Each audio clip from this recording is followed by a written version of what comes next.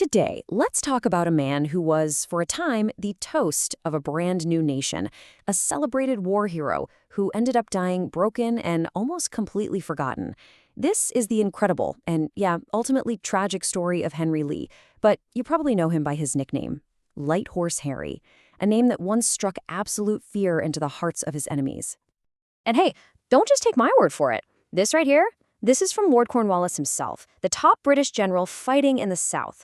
When your main adversary, the guy you're trying to beat, admits he can't even relax when he thinks you're nearby, well, you know you're doing something right. That's not just respect, that's a reputation earned in blood and fire. So who was this guy anyway? Who was this man who so completely rattled the British High Command? Let's dive in and really get to know the legend. Lee was born into the Virginia gentry, right here, along the Potomac. And it seems like from the very beginning his path was kind of set. A fellow general, Charles Lee, once said that this gallant youth came a soldier from his mother's womb. It's like the battlefield was just his destiny. So how did he build up this fearsome reputation? Well, here's the thing about Lee. His fame didn't come from one single epic battle. No, it was forged in a whole series of lightning-fast, incredibly audacious raids and skirmishes, where he just consistently outsmarted and outfought forces that were way, way bigger than his own.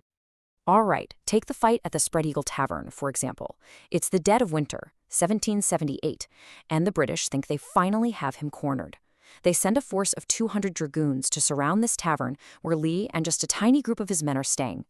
The mission was simple: capture or kill Light Horse Harry.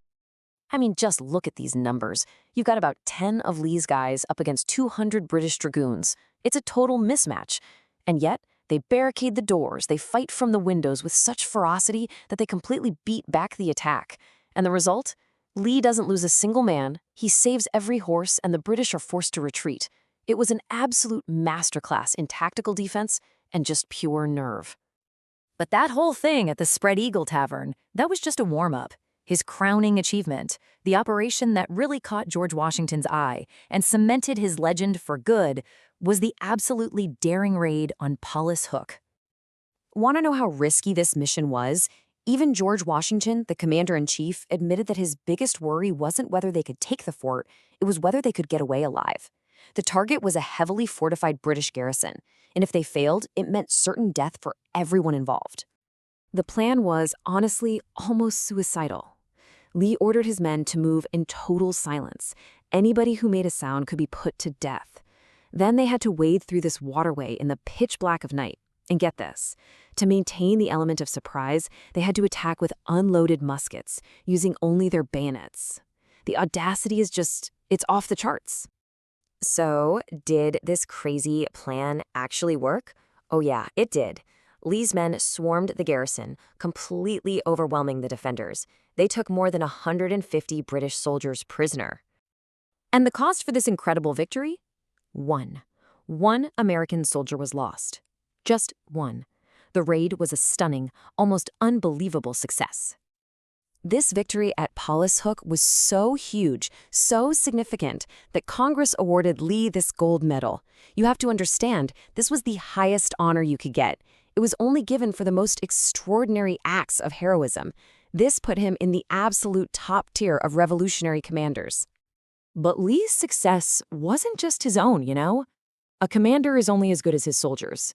He commanded an elite unit of cavalry and infantry called Lee's Legion, and he inspired this fierce, incredible loyalty in his men, and he attracted soldiers who shared his insane courage.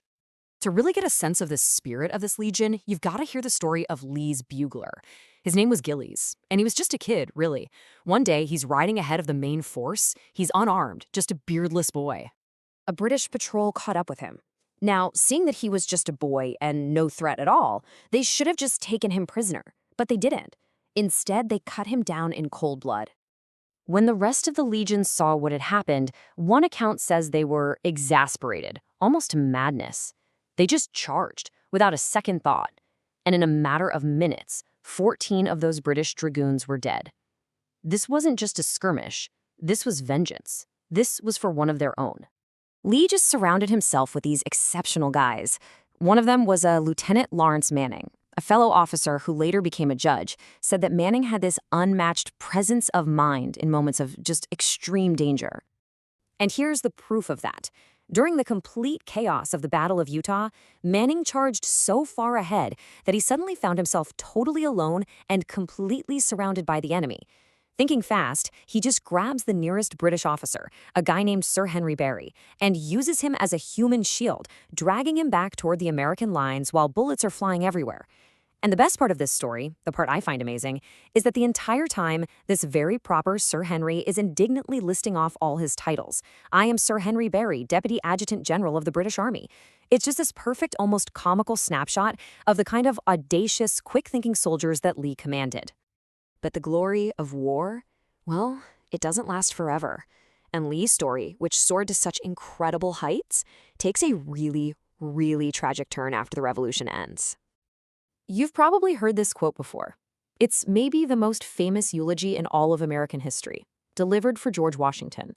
But what a lot of people don't realize is that Light Horse Harry Lee himself is the one who wrote and spoke those immortal words for his friend and former commander. In a lot of ways, this moment was the absolute peak of his post-war life. The fates can be so cruel. Decades later, during the War of 1812, Lee was in Baltimore defending a friend's newspaper office that was publishing anti-war articles. A furious pro-war mob attacked the building.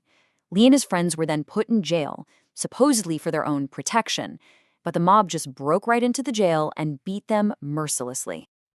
Lee never recovered from that beating. The brilliant, dashing hero of the Revolution spent his final years completely broken. Sources from the time describe him as being disfigured, bankrupt, and totally destitute, a frightening apparition of the hero he used to be. The very man who eulogized the nation's greatest hero died a forgotten one. And that really just leaves us with this question. The story of Light Horse Harry Lee is one of breathtaking heroism, but also profound tragedy. It kind of forces us to ask ourselves, how do we choose to remember our heroes? Especially when the glory of the battlefield gives way to the complicated and often really painful realities of life.